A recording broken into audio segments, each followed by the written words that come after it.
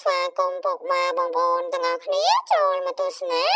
នៅតម្រុយឆ្នោតអាវងរបស់ក្រុមតម្រុយឆ្នោតអាវងយើងខ្ញុំ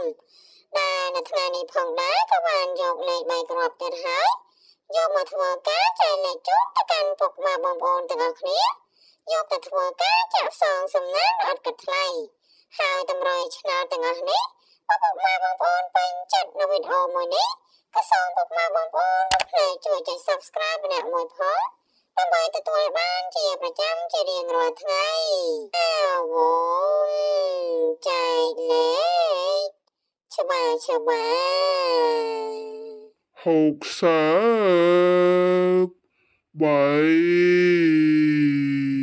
អា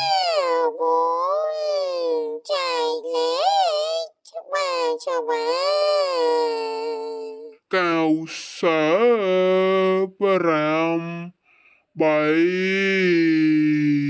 អា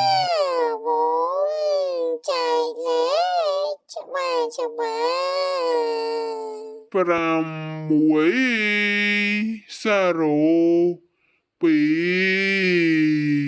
អាវងចែកលេខច្បាស់ អាចសួរម្ដងទៀត